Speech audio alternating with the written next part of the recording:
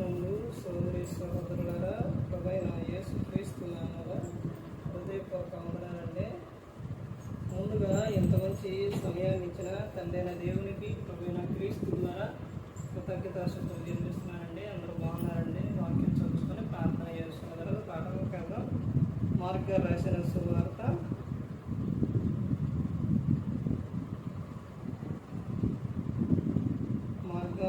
సువార్త 9వ అధ్యాయం 29వ వచనం. అందుకు ఆయన ప్రార్థన వలనే కానీ మరి దేని వలనైనా ఈ విధమైనది వదిలిపోక అసాధ్యమని వారితో చెప్పాను. ప్రార్థన చేస్తూ, పరలోకమందున్న మా తండ్రి, పరిశుద్ధ ప్రేమ గల తండ్రి, గొప్ప తండ్రి, యెహోవా తండ్రి, అయ్యా మీ ప్రియకుమారుడు యేసుక్రీస్తు ప్రభువు ద్వారా కృతజ్ఞతాస్తుతులు చెల్లిస్తాము నాయన. ఈ రాత్రి వేళ తండ్రి మా అందరితో మాట్లాడమని మా ప్రభువైన యేసుక్రీస్తు నామమున వేడుకుంటున్నాం తండ్రి. ఆమేన్. యేసుక్రీస్తు నామములో హృదయపూర్వక వందనాలండి.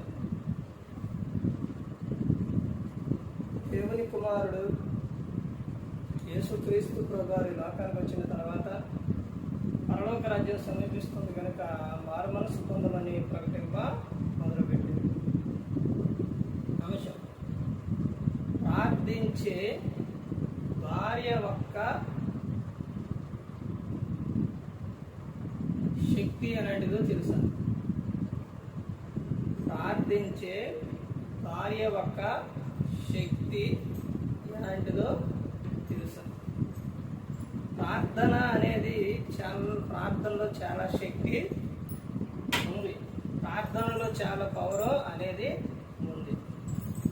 ప్రార్థించే భార్య ఆ ప్రార్థన శక్తి ఎలా ఉంటుందనంటే చాలా అద్భుతంగా ఉంటుంది.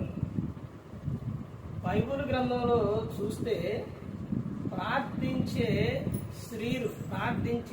స్త్రీ వాళ్ళు వివాహమైన స్త్రీలైనా వివాహం కాని స్త్రీలైనా వాళ్ళు ప్రార్థించినప్పుడు అక్కడ శక్తి అనేది, ప్రార్థన శక్తి అనేది, ఆ పవర్ అనేది కనపడుతుంది. అన్న పిల్లలు లేనప్పుడు దేవునికి మొరపెట్టుకుంది, దేవుడు గర్భఫలం ఇచ్చారు. అలాగే స్త్రీ రేయి మొదటి జామున లేచి ప్రార్థన చేయాలి. అలా ప్రార్థన ద్వారా కట్టుకున్న కుటుంబాలు చాలా అనేది మనకు బైబిల్ గ్రంథంలో కనబడుతుంది. మార్కు తల్లి అయిన మరియా, తర్వాత లూదియా, ఇంకా చాలా మంది మనకు కనబడతారు. ప్రార్థనతో కట్టుకున్న జీవితాలు, ప్రార్థన చేసి తమ కుటుంబాన్ని కట్టుకున్న స్త్రీలు చాలా మంది కూడా కనబడతారు. భార్య ప్రార్థన చేసినప్పుడు ఆ కుటుంబం ఎలా ఉంటుందంటే వర్ధిల్లుతుంది, ఆ కుటుంబం ఫలిస్తుంది. ప్రార్థించే భార్య యొక్క శక్తి, ఆ పవరు ఎలా ఉంటుంది అంటే యవన ప్రాయంలో ఉన్న స్త్రీ, యవన ప్రాయంలో ఉన్న, ఇప్పుడు వివాహం చేసుకునేటప్పుడు యవన ప్రాయంలో ఉన్న స్త్రీనే చేసుకుంటారా? ఆ యవన ప్రాయంలో ఉన్న ఆమె యొక్క, అంటే ఆమె తరపున ఎవరు మాట్లాడేది, ఎవరు యుద్ధం చేసేది అంటే దేవుడు తండ్రైనా దేవుడు యెహోవా.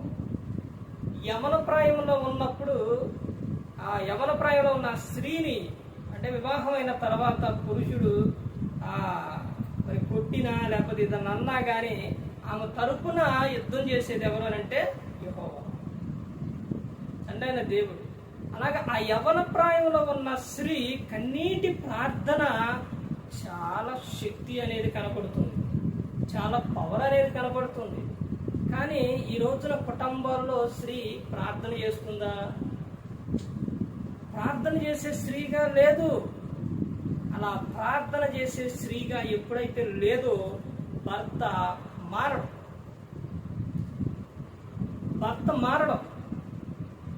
ఇప్పుడు ప్రార్థన చేసే కుటుంబాల్లో స్త్రీ లక్షణాలు ఎలా ఉంటాయనంటే ప్రేమ కలిగి ఉంటుంది,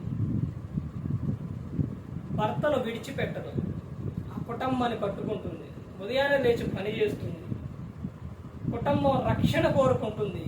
ఆ స్త్రీ ప్రార్థన లేని స్త్రీ ఏం చేస్తుంది అంటే భర్త ఏదన్నంటే కూర్చొని ఏడుస్తుంది.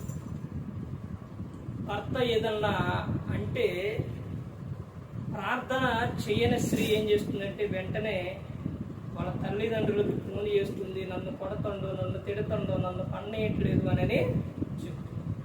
అదే ప్రార్థన కలిగిన స్త్రీ ఏం చేస్తుంది అని అంటే తల్లిదండ్రులకు చెప్పుకోదు, దేవునితో చెప్పుకుంది. ఎందుకంటే నాకు దేవుడే సహాయం. నా తల్లిదండ్రులు చెప్తే ఏం చేస్తారు? నా భర్త తిడుతుండు, నా భర్త కొడుతుండు, తాగొస్తుండు, తిడుతుండు అని తల్లిదండ్రులు చెప్తే ఏం చేస్తారు? పిల్లల మీద తల్లిదండ్రులకు ఏముంటుంది? ప్రేమ ఉంటుంది. అది వివాహం అయిన తర్వాత అయినా వృద్ధాప్యానికి వచ్చే వరకు కూడా తల్లిదండ్రులకు ప్రేమ అనేది ఉంటుంది. అప్పుడు వాళ్ళు ఏం చేస్తారంటే యువతల పక్క ఉన్న ఎంత మంచివాడైనా సరే, అమ్మా చదువుకొని వచ్చి, వాళ్ళంతే, అమ్మా వద్దు వచ్చి, అమ్మా ఎందుకు బాధలు పడతావు వచ్చి, ఇదే మాట అంటారు. ఈ కారణం ఏడుందనంటే ఆ స్త్రీ ప్రార్థన చేసే స్త్రీగా లేదు.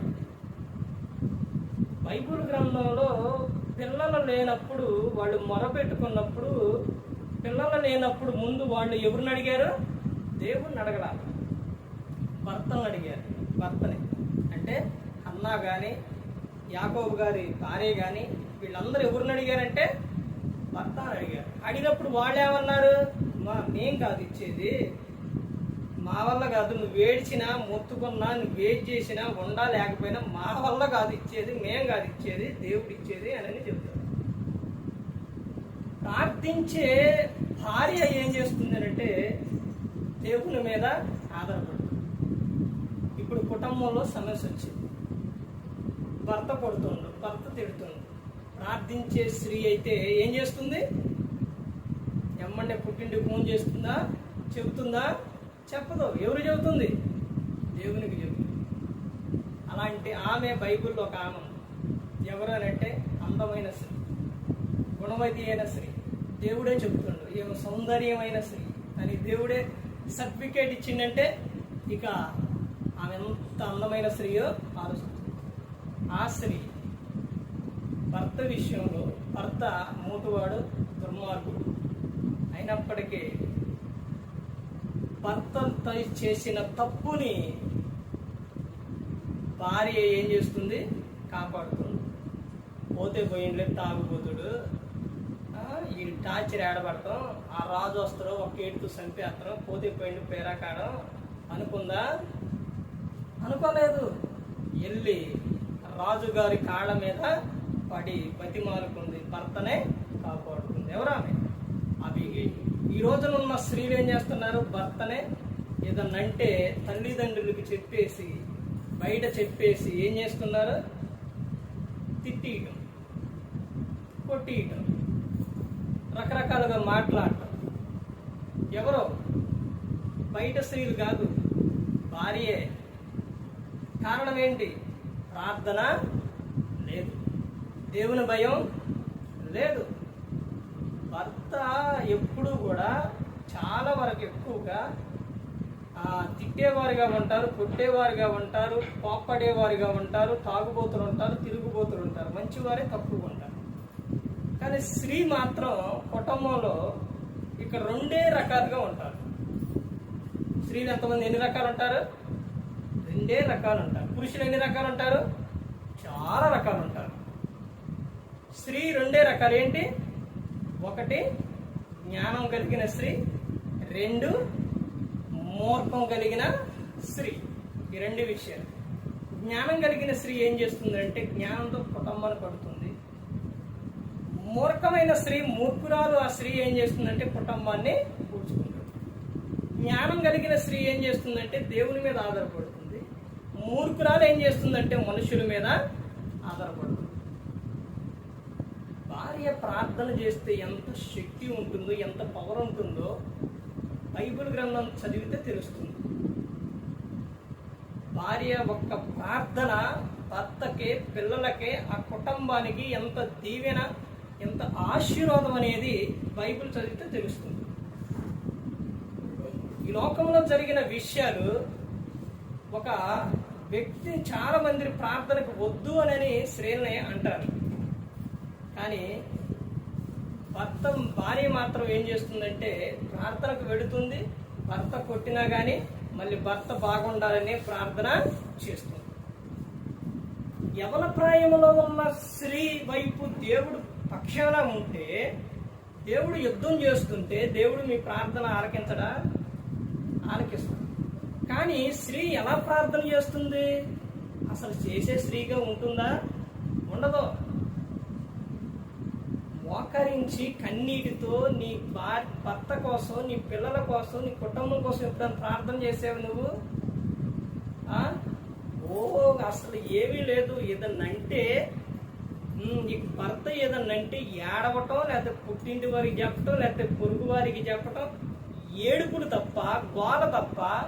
నువ్వెప్పుడైనా సరే నీ భర్త అలా అన్నప్పుడు దేవుని యొద్దకు వచ్చి మోకాళ్ళు వేసి, ప్రభువా నా భర్త ఎందుకు ఇలా మాట్లాడుతుండో, ఎందుకు ఇలా చేస్తుండో, నా భర్తను కాపాడు ప్రభువా, రక్షించు ప్రభువా, అతనిలో ఉన్న ఆ దెయ్యాన్ని ఎల్లగొట్టు ప్రభువా అని ఎప్పుడన్నా నువ్వు ప్రార్థన చేసావా? చేయవు. భార్య ముందే భర్త ధూమపానం చేస్తాడు. అంటే ధూమపానం అంటే సిగరెట్లు, బీడీలు, చుట్లు ఎన్ని తాగుతాడు. భార్య ముందే మందు తాగుతాడు. కానీ భార్య గద్దించిద్దా? గద్దించదు. భార్య చెప్పదు. ఎందుకనంటే ఆ స్త్రీ ప్రార్థన చేసే స్త్రీ కాదుగా.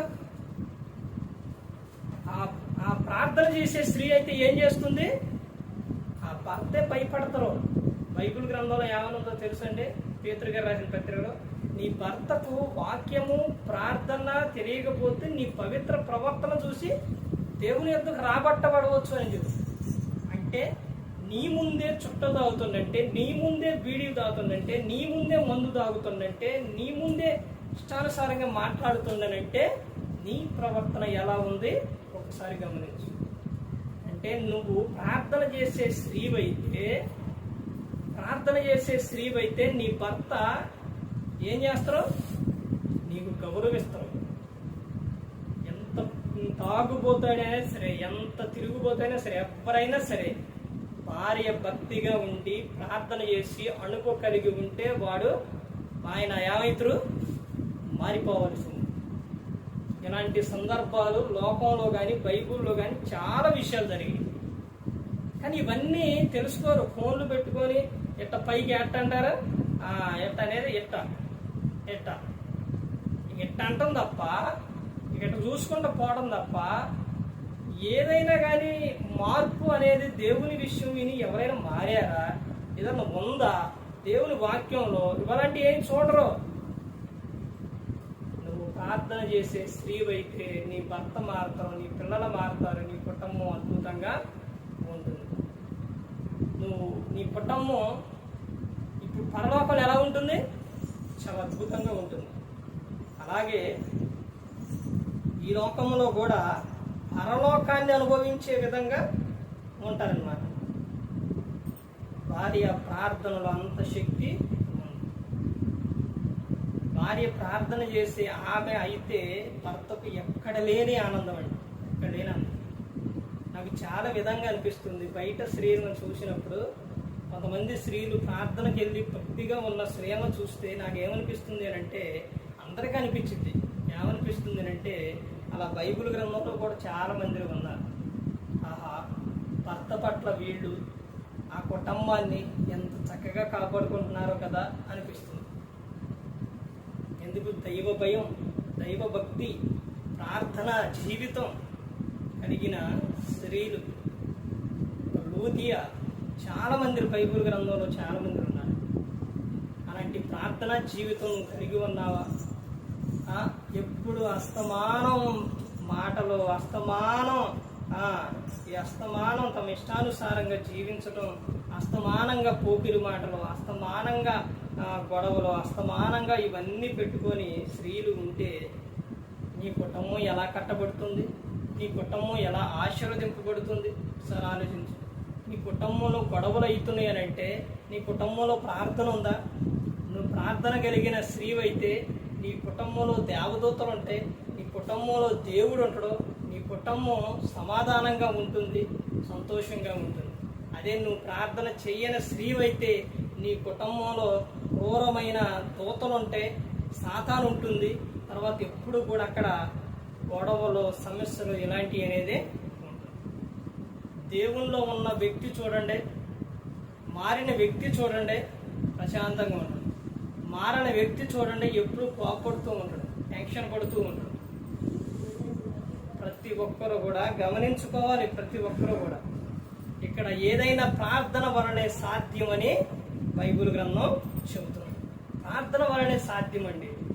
ఈ రోజున ప్రార్థన, కుటుంబంలో ప్రార్థన కరువైపోయింది. ఏదోలే కూడిక పెట్టారు, ఏదోలే ఆదివారం ఆరాధన లేని నామకార్థంగా నువ్వు చేస్తూ ఉంటే నువ్వెప్పుడు మారుతావు? నువ్వెప్పుడు సంపూర్ణమైన భక్తి నువ్వెప్పుడు చేస్తావు? ఇంకా ఎప్పుడు పైపైన భక్తేనా? పైపైన నువ్వు చూపించడమేనా మనుషులకు? లోపల నీకు శక్తి లేదా? నీకు లోపల శక్తి వద్దా? నీకు భక్తి వద్దా? మనుషుల కోసమేనా? వీటి కోసమేనా నువ్వు బ్రతికేది? మనుషులు నమ్మించడం కోసమేనా? నీ ప్రవర్తన మార్చుకోవా? నీ క్రియలు మార్చుకోవా? నీ ఆలోచనలు మార్చుకోవా? నువ్వు ఇక ప్రార్థన చేయవా? అది ప్రతి ఒక్కరు గమనించుకొని సంపూర్ణమైన భక్తి కలిగి ఉండాలండి. ప్రతి ఒక్కరు కూడా ఆ విధంగా జీవించాలి. నీ కుటుంబం దీవించబడాలంటే నీ కుటుంబంలో ఏముండాలి? ప్రార్థన ఉండాలి. నిత్యము కూడా స్త్రీ ఏం చేయాలి అంటే సమయం దొరికినప్పుడల్లా, ఎప్పుడైతే సమయం దొరికినప్పుడు వాక్యం చదవాలి. ఎప్పుడు సమయం దొరికిద్దో అప్పుడు ఏం చేయాలి? ప్రార్థన చేయాలి. దేవుని మాటలు చెప్పాలి. ఒక సేవకుడు చెబుతుండో, హాస్పిటల్లో ఆమె అనారోగ్యం వచ్చి హాస్పిటల్కి వెళ్తే అక్కడున్న వారు హాస్పిటల్ బెడ్ మీద అటు ఇటు ఉన్న వాళ్ళకి దేవుని గురించి చెప్తున్నాడు. మా అమ్మగారు సమయం దొరికింది, ఇప్పుడు దొరికితే అప్పుడు వాక్యం చదువుతూనే ఉండేది. నేను ఎప్పుడు చదువుతూనే ఉండేది వాక్యం. ఎందుకు చెప్తున్నా ఈ రోజున? రేపు నీ గురించి ఎలాంటి సాక్ష్యం? రేపు నీ కొడుకులు కానీ, నీ మనవరాళ్ళు కానీ నీ గురించి ఎలాంటి సాక్ష్యం? మా తల్లి గయ్యాళి కంప అని రేపొద్దున నీ కూతురు కానీ, కొడుకు కానీ చెప్పుకుంటే ఎలా ఉంటుంది ఆ సాక్ష్యం? రేపొద్దున మీ మనవరాలు మా మామ తాత అని చెప్పుకుంటే ఎలాంటి ఉంటుంది సాక్ష్యం? మా మామగారి గురించి ఇంత మంచిగా ఎందుకు చెబుతున్నాను? ఆమె వాక్యం చదివేది, వాక్యం చెప్పేది. ఆమె దగ్గరకు వచ్చి ప్రార్థన చేపించుకునేవారు. అపోస్తలుడైన పౌలు గారు తిమోతికి ఏమని చెబుతుండో, తిమోతి, నువ్వు ఈ రోజున విశ్వాసం కలిగి ఉన్నావంటే అది నీ గొప్పతనం కాదు. నీ అబ్బాయి అయిన లోయి, నీ అమ్మాయి అయిన యునియకి, వీళ్ళిద్దరూ కూడా కలిగి ఉన్న విశ్వాసాన్ని బట్టి నువ్వు ఈ రోజు నిలబడ్డావని చెబుతున్నారు అపోస్తలుడైన పౌలు గారు. ఏది మీ కుటుంబంలో ప్రార్థన? ఏది కుటుంబంలో భక్తి? ఏది కుటుంబంలో శక్తి? ప్రతి ఒక్కరు గమనించుకోవాలి. భార్య ప్రార్థన చేసి ఆమె అయితే ఆ ప్రార్థన శక్తి చాలా గొప్పదండి, చాలా గొప్ప. ఆ ప్రార్థన జీవితం కలిగి ప్రతి ఒక్కరు కూడా ఉండాలి. ఎవరో నశించి నరకానికి వెళ్ళిపోకూడదని యేసుక్రీస్తు ప్రభువారు ఈ లోకానికి వచ్చి మనందరి కోసం సిలువలో తన ప్రాణాన్ని పెట్టారు. ప్రతి ఒక్కరు కూడా దేవుని యందు భయభక్తులు కలిగి పరిశుద్ధాత్మను మాట ఇట్టు హృదయ శుద్ధిని కాపాడుకుంటూ క్రీస్తును పోలే నడుచుకున్నప్పుడు ఈ లోకం ఇచ్చిన పరలోకానికి చేరుకుంటారు. మరి ఈ విధంగా నిలబెట్టి మాట్లాడించిన తండ్రైన దేవునికి కృతజ్ఞతాస్తుతులు చెల్లిస్తూ ఇంతవరకు శ్రద్ధగా ఉన్న మీకు ప్రభు పేట నా హృదయపూర్వక వందనాలు చెల్లిస్తూ మాటలు ముగిస్తారు. అందరికీ